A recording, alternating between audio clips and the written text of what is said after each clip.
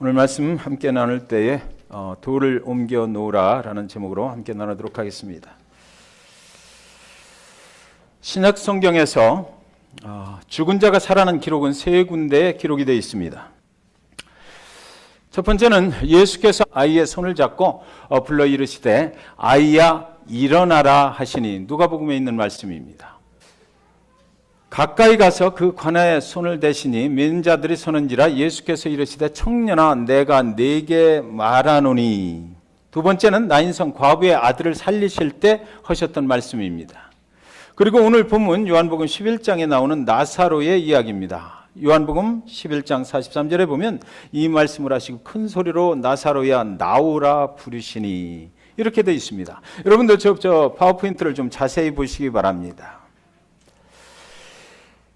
해당장 야이로의 딸이 벌써 죽었는데 예수님이 그를 살려내실 때 하신 말씀은 청년아 부르시되 아이야 일어나라 하셨습니다. 그리고 두 번째로 나인성 과부의 아들을 살리실 때 청년아 내가 네게 말하노니 일어나라라고 말씀하셨습니다. 그런데 나사로를 살리실 때 보면 일어나라라고 말하지 않으셨습니다. 나오라라고 부르셨다 이렇게 되어 있습니다. 예수님은 이 케이스가 모두 이 세 케이스가 모두 죽은 것이 아니라 잠을 자고 있다라고 미리 선언을 하십니다. 죽음은 모든 것의 끝을 말하는 것이죠. 잠을 자고 있다라는 것은 잠은 깨어나면 일어설 수가 있다라는 것입니다. 그래서 오늘 두 케이스를 보면 잠을 자고 있기 때문에 일어나라 말씀하셨습니다. 그런데 마지막 케이스에 보면 나사로야 나오라 그러셨습니다. 잠을 자고 있었고 그리고 완전하게 죽어버린 상태에서 깨어내는 일어나라라는 말이 빠지고 그리고 그냥 걸어 나오라 이렇게 말씀하셨습니다. 만약에 나사로가 그 순간에 잠이 들어 있었더라면 예수님은 분명히 일어나라라고 먼저 말씀을 하셔야만 합니다. 어떻게 일어나지도 않고 잠들어 있는 자가 걸어 나올 수가 있겠습니까? 마르다와 마리아의 사랑하는 동생 나사로가 죽게 되었고 예수님이 사랑하는 그 나사로 형제가 죽을 병에 걸렸습니다. 사람을 얼른 예수님께 보내서 당신의 사랑하는 사람이 죽게 되었다고 말을 했어요. 예수님과 마르다의 가족들은 아주 친한 그런 친분의 관계가 있었던 것 같습니다. 그렇다면 그 소식을 듣자마자 예수님께서는 우리 같으면 빨리 달려가서 나사로가 걸린 그 병을 치료를 해 주셔야만 합니다.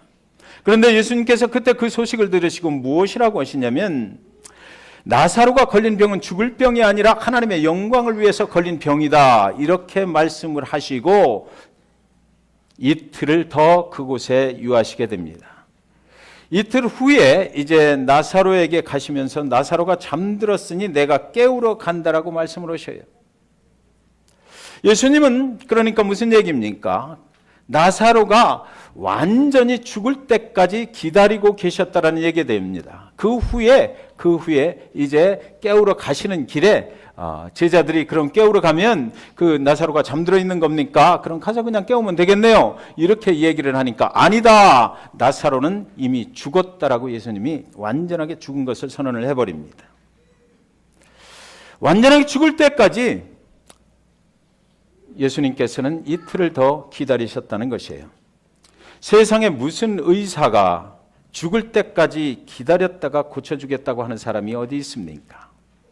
그런데 그것을 예수님은 이미 알고 계셨던 것 같아요.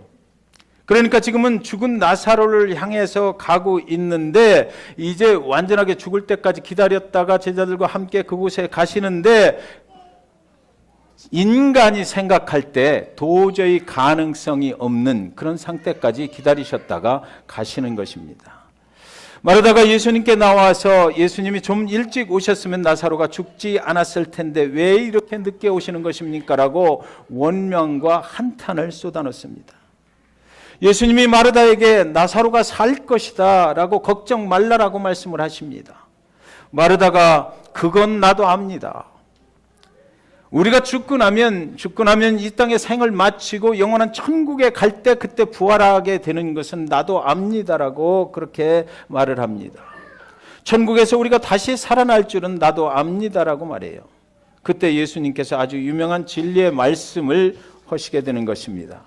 25절 26절에 예수께서 이르시되 나는 부활이요 생명이니 나를 믿는 자는 죽어도 살겠고 무릇 살아서 나를 믿는 자는 영원히 죽지 아니하리니 이것을 네가 믿느냐. 아멘. 여러분 다 믿으시죠? 이렇게 물으니까 마르다가 그러면요, 여러분들이 아멘 하신 것처럼 그도 그렇게 대답을 했습니다. 그러더니 예수님께서 동생 마리아를 데려오라고 말씀해서 마리아가 예수님 앞에 와서 또 똑같은 소리를 하는 거예요. 조금만 일찍 오셨으면 동생 나사로가 죽지 아니하였을 텐데요. 어째 이렇게 늦게 오시는 것입니까? 그곳에 가보니까 많은 조문객들도 울고 마리아도 울고 마르다도 옵니다. 마르다도 믿기는 믿었는데 아멘하고 대답은 했는데 정말 그 상황이 자기 현실에 부닥치니까 그것을 믿을 수가 없었던, 받아들이기가 어려웠던 것 같습니다. 신앙의 고백은 있었지만 그 고백한 대로 살지 못하는 상황을 성경은 기록해 놓고 있는 것입니다. 너무나 슬펐기 때문에 그랬던 거예요. 너무나 그 상황을 받아들이기가 힘들었기 때문에 그랬던 것 같습니다. 드디어 예수님께서 나사로가 묻힌 무덤에 이르렀습니다. 무덤 앞에서 주님은 39절에 보면 예수께서 이르시되 돌을 옮겨 놓으라 하시니 그 죽은 자의 누이 마르다가 이르되 주여 죽은 지가 나흘이 되었음에 벌써 냄새가 나나이다 이래요. 당시 유대인들의 관습에 따르면 죽은 자가 3일 동안은 이 땅에서 그 영혼이 떠나지를 않는다라고 그들은 믿었습니다. 그래서 3일이 되면 그 영혼과 육신이 분리가 되어서 영혼이 이미 이제 떠나버린다 생각을 했던 거예요. 그래서 나흘째가 되면 그때 완전한 죽음을 맞이했다라고 선언을 해버리게 되는 것이죠. 그러니까 요즘 같으면 의사 선생님이 사망 선고를 할 때 그냥 그 자리에서 호흡이 끊어졌다라고 사망 선고를 하는 것이 아니고 산소호흡기를 뗐다고 그래서 사망 선고를 하는 것이 아니고 그 사망 선고는 3일 후에 나흘째 되는 날 아침에 했다라는 것이죠. 그러니까 나흘이 됐다는 이야기는 완전히 죽었다라는 이야기고 이제 가망이 없다라는 이야기고 어느 누구도 그를 손댈 수 없다는 이야기고 나흘째부터는 벌써 육신이 썩기 시작해서 냄새가 나기 시작하는 그런 시간이다라는 것입니다. 이제 모든 소망은 끝나버렸다는 것이에요. 그런데 놀랍게도 그때 예수님이 이렇게 명령합니다. 돌을 옮겨라 라고 말해요. 죽은 자의 시신을 무덤에 안치하고 돌로 그 문을 막아버리는 순간 그 시신은 세상과는 완전한 이별이 되는 것입니다. 다시는 돌아올 수 없는 길로 가버렸다라는 것이에요. 썩어서 냄새가 이제 나기 시작하는 것입니다. 다시는 이 세상으로 돌아와서 그 가족들을 만날 수가 없는 길로 어디론가 가버렸다는 것이 됩니다. 나사로는 이제 다시는 그 가족들을 만날 수도 없고 이 세상의 어떤 상황도 그는 살아갈 수가 없게 되었던 것입니다. 그런데 예수님이 그곳에 가셔서 그 무덤 앞에서 돌을 옮기라라고 말씀하십니다. 예수님께서 하나님의 아들이신데 그분께서 돌을 옮기실 수도 있습니다. 그분 스스로 돌을 옮기실 수도 있고 만약에 나사로를 여러분들이 다 알고 계신 것처럼 살려내시는 그런 능력의 예수님이시라면 예수님께서 직접 나사로에게 내가 문을 열고 나와라라고도 말씀을 하실 수도 있고 예수님께서 큰 소리로 부르짖으셔서 돌문아 떨어져 나가라라고 하실 수도 있습니다. 그런데 예수님께서 오늘 말씀하시기를 너희들이 저 돌을 옮겨라 그럽니다. 너희가 막았으니까 너희가 옮겨라라고 말씀하셔요. 가만히 생각해 보니까 이 돌을 옮기는 데까지 좀 시간이 걸렸지 않을까 생각이 됩니다. 아마 많은 사람들이 이게 뭔 일이야, 이미 소망은 끝났습니다, 다시는 열어서 안 되는 것입니다, 저 육신은 지금 썩기 시작했습니다, 만약 돌문을 열어버리면 그 썩는 냄새가 진동을 해서 우리가 차마 볼 수가 없을 것입니다 라고 열지 마십시오라고 그렇게 말했을 것 같아요. 인간의 계산으로는 안 된다라는 것입니다. 저 죽은 자는 이미 죽은 것이고 이제 끝났다라고 하는 것이에요. 내가 생각하니까 예수님 그렇게 하셔도 그것은 너무 도가 지나치신 것입니다 라고 말하는 것입니다. 우리식으로 말한다면 무덤에 시신을 묻고 하관식을 다해서 시신을 묻고 묘분까지 다 쓰고 그리고 비석까지 세우고 집으로 돌아왔는데 벌써 나흘째나 지났는데 썩은 냄새가 진동을 할 텐데 예수라는 사람이 나타나서 무덤을 다시 파라니 이게 무슨 회개망측한 짓입니까? 라는 것이에요. 무덤을 파고 관을 여는 순간 아마 벌레가 벌써 덤벼들어서 그 시신을 잡아먹고 있을지도 모릅니다라는 것이죠. 수많은 사람들이 안 된다라고 했을 것입니다. 마리아가 말하기를 주님 말도 안 되는 소리 하지 마세요. 그러나 주님이 계속해서 요구를 합니다. 너 한 번만 좀 순종을 해볼래? 네가 믿음의 고백을 그렇게 했잖냐. 내 입으로 고백한 그 고백, 신앙의 고백을 지금 이 순간에 내 앞에서 정말 내 삶 속으로 끄집어들여서 순종을 한 번만 해볼래라고 요구를 하셨던 거예요. 돌문을 옮기라, 돌문을 옮기라, 돌문을 옮기라. 네가 어렵다고 생각되지만 내 계산으로는 안 되지만 그래도 한 번만 나한테 순종을 해보면 어떻겠느냐라고 했습니다. 네가 나를 믿는다면, 한 번만 나를 믿어본다면, 그동안 입술로만 고백했던 그런 거 말고, 그리고 정말 이 상황 속에서 네가 나를 한 번만 믿어본다면 과연 무슨 일이 일어날지를 한번 두고 볼래? 라고 하셨던 것이에요. 그래서 이제 돌문이 열리는 것이에요. 41절에 돌을 옮겨 놓으니 예수께서 눈을 들어 우러러보시고 이르시되 아버지여 내 말을 들으신 것을 감사하나이다.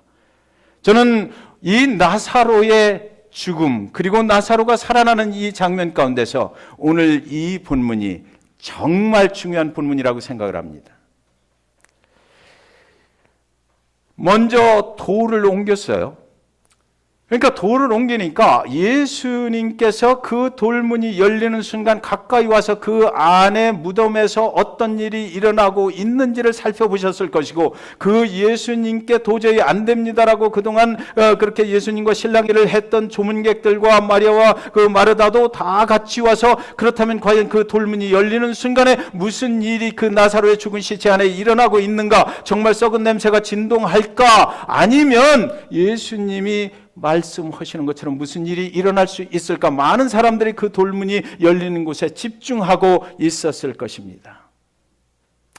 여기서 돌문이 열릴 때 그 눈을 들어서 우러러보시고 예수께서 이르시되 아버지여 내 말을 들으신 것을 감사하나이다. 이것은 그 다음에 오는 거거든요. 그러니까 돌문을 옮겨놓고 그 내부를 확인하시고 나서 예수님께서 하늘을 우러러 하나님 감사합니다. 내가 예전에 며칠 전에 기도했던 것 그거 응답해 주셔서 감사합니다 하는 거예요. 그러니까 여러분 이틀 동안을 그곳에 오지 아니하시고 그곳에 다른 곳에 계실 때 이 집에 오시기 전에 그곳에서 사랑하는 나사로가 병들었다는 소식을 들으셨을 때 그곳에서 그분이 사랑하는 나사로가 죽었다라고 생각이 들었을 때 그때부터 예수님의 기도는 시작이 됐다는 것이죠. 내가 그곳에 갈 수 없을지라도 아버지 그 영혼을 살려주십시오 라고 기도를 했는데 지금 와서 돌문을 쫙 열고 보니까 정말 하나님께서 그 기도에 응답해 주셨기 때문에 하나님 감사합니다 라고 헬라어 원문에 이것이 과거로 적혀 있습니다. 이미 지난 일에 대해서 감사하는 거예요. 이 부분이 나사로의 죽음에서 가장 중요한 부분입니다. 수족을 배로 동여맨 그 나사로가 거기 누워 있어야 되잖아요. 썩어가고 있어야 되잖아요. 우리의 인간적인 계산이라고 하면 그렇게 되어야만 돼요. 그런데 돌문을 열고 보니까 그가 살아있는 거예요. 그가 마치 오늘 이 순간 문이 열리기를 기다리고 있었다는 듯이 살아있는 것입니다. 예수님은 돌이 옮겨지고 무덤 내부를 그래서 자세히 살펴보시고 내 기도가 하나님께서 응답되었다는 것을 확인하셨어요. 그 옆에 있는 모든 조문객들과 마리아와 마르다도 그것을 확인하는 순간 와! 예수님이 이 현장에 안 계셨고 예수님이 내 동생을 터치를 안 해주셨는데도 불구하고 시간과 공간을 초월해서 역사하시는 하나님의 역사는 역시 일어났구나 하나님께 영광이 되었다라는 것이지요. 아버지여, 내 기도를 들으신 것을 감사하나이다. 이 기도는 감사의 기도, 이미 진행된 일에 대한 것이었어요. 돌문이 열리는 순간 그들이 무엇을 보았어요? 죽은 자가 하나님의 능력으로 살아나는 것을 보았던 것입니다. 돌문이 열리는 순간 조문객과 마르다와 마리아도 주님께서 말씀하셨던 이 병은 죽을 병이 아니라 하나님의 영광을 나타내기 위한 병이랐던 것을 그 상황 속에서, 그 현장에서 확인할 수가 있었던 것입니다. 43절 말씀, 이 말씀을 하시고 큰 소리로 나사로야 나오라 부르시니, 그러니까 여러분, 왜 일어나라 하지 않았나? 왜 일어나라 하지 않았나? 왜 나사로에게는 그 무덤에서 걸어 나오라 하셨나? 이 해답이 바로 여기 있는 것입니다. 이제 나사로야 달리다고 일어나라가 아니라 나사로야 걸어 나와라라고 말씀하시는 것이에요. 이는 이미 살아있어서 스스로 걸어 나올 수 있는 상태가 돼 있는 사람에게 하시는 말씀인 것입니다. 그는 이미 살아있었기 때문에 일어나라고 할 필요가 없었던 것이에요. 나사로는 이제 수족의 베옷을 입은 채로 무덤을 벗어나서 가족과 세상으로 돌아옵니다. 무덤에 들어가고 문을 닫아버리는 순간 세상으로 다시는 돌아올 수 없었던 한 인간이 이제 하나님의 능력으로, 부활의 능력으로 예수님께 예수님의 기도의 응답으로 인해서 살아나와서 가족들에게 돌아가게 되었던 거예요. 그때 사람들의 생각이 돌문을 여는 순간 수족의 베옷을 입고 있는 나사로가 마치 기다리기나 했다는 듯이 예수님의 나오라 하는 소리를 듣고 나올 때 기분이 어땠을까요? 저와 여러분이 그 무덤 앞에 서 있었다면 과연 이게 상상이 되는 소리입니까? 어떤 사람은 아마 수족으로 꽁꽁, 수족의 그 베옷으로 꽁꽁 묶어맨 그 모습을 보고 이게 귀신이 아니냐라고 도망갈 수도 있었을 거예요. 사랑하는 여러분, 주님께서는 그날 두 가지의 명령을 하셨습니다. 첫째 명령은 무덤을 막는 돌을 치우라고 하셨어요. 부활의 능력을 막고 있는 돌을 없애라는 것입니다. 저와 여러분의 인생 가운데서 예수님께서 저와 여러분의 삶을 부활의 능력으로 인도하시기 위해서 십자가에 죽으시고 고난받으시고 그리고 희생하시고 3일 만에 다시 부활하셔서 너희도 이렇게 살리라라고 말씀하셨고, 천국에 가서 부활하는 것뿐만 아니라 이 땅의 삶도 너희가 나를 믿으면 그렇게 부활하는 생명으로 살게 되리라고 내가 너희를 그렇게 축복하느라고 말씀해 주셨는데도 불구하고 왜 우리의 삶 속에 그 부활의 능력으로 살지 못하고 있는가? 그 부활의 능력을 막고 있는 돌을 우리 자신 속에서 제거해 내야 된다라고 말씀하시는 것입니다. 하나님을 믿는다 하면서도 정작 믿지 못하는 의심을 치워버리라는 것이에요. 하나님보다 인간적인 생각이 앞서는 그 돌을 치워버리라는 것입니다. 하나님의 기적이 내 인생에 일어나는 것을 막고 있는 인간적인 그 계산 제발 하지 말라는 것이에요. 그래야 부활의 능력이 여러분의 삶을 인도해 갈 것이다라는 것입니다. 이 세상에 인생을 살다가 장애물을 만났을 때 그 장애물을 어떻게 하나님이 무슨 능력으로 치유한단 말인가? 이미 죽어서 나흘이나 지났는데 냄새나고 썩어가는데 모든 것이 끝났다. 내 인생 이제 더 이상 바랄 것 없다. 내가 이렇게 된 것은 내 실수요, 내 인생, 내 운명, 이런 탓을 하지 말라는 것입니다. 하나님을 믿으려면 죽은 고난만 믿지 말고 부활의 능력도 믿으라는 것이에요. 그 부활의 능력을 막고 있는 그 돌을 치워버리라는 것입니다. 여기서 하나님께서 이미 응답하신 결과를 내 삶 속에 나타내느냐 아니냐가 결정이 된다는 것이죠. 여기서 결정이 되는 거예요. 우리가 기도하면요, 자, 여러분 이 말씀은 정말 중요한 말씀입니다. 신앙생활 가운데 부활의 능력으로 승리하시길 원해서 제가 이 말씀 특별히 선물로 준비했습니다. 자, 우리가 기도하면 하나님은, 오늘 말씀 잘 보세요. 하나님은 우리가 기도하는 순간에 이미 응답하셔요. 우리가 기도하는 순간에 이미 응답하셔요. 그 나사로의 죽은 무덤 앞까지 가시기 전에 이미 하나님은 예수 그리스도의 기도에 응답하셨잖아요. 그죠? 그런데 문제는 그 하나님의 응답이 정말 내 삶 속에 응답으로 들어오려면 필요한 것이 있다는 것이에요. 그것이 뭐냐 그러면 그 응답을 믿지 못하는 돌을 치우라는 것입니다. 그걸 치워버리라는 것이에요. 의심하지 말고 순종해야 된다는 것입니다. 회개할 것이 있으면 회개하라는 것이에요. 교만하지 말고 겸손하게 하나님이 응답하심을 믿게 되면 그 부활의 능력이 그대로 우리의 삶 속으로 들어온다는 것입니다. 응답하십니다. 그것도 우리의 순종을 요구하십니다. 그리고 그 응답의 결과를 순종하는 자의 삶 속에 나타내 주신다고 그럽니다. 우리는 대개 기도해요. 하나님께서 응답하실 것을 믿고 기도해요. 그런데 정작 하나님께서 그때 성령의 음성을 통해서 내 삶 속에 내가 이런 도를 좀 내 삶 속에서 치워야 되겠다고 말씀하실 때 그것을 세상의 계산으로 안 치우려고 그러거든요. 이것을 좀 치우고 나만 믿고 오직 나만 믿고 순종했으면 좋겠다. 그러면 내가 그 결과를 보리라 하시는데도 불구하고 하나님은 이미 응답하시고 예배하시고 준비하셨는데도 불구하고 그걸 안 하려고 그러기 때문에 내 삶과 기도의 응답이 별도로 간다는 것입니다. 그 부분 치우라 하는 것을 치워야 돼요. 어떻게 하느냐고요? 기도하면 알 수 있어요. 성령께서 예리한 음성으로 기도할 때 알려주십니다.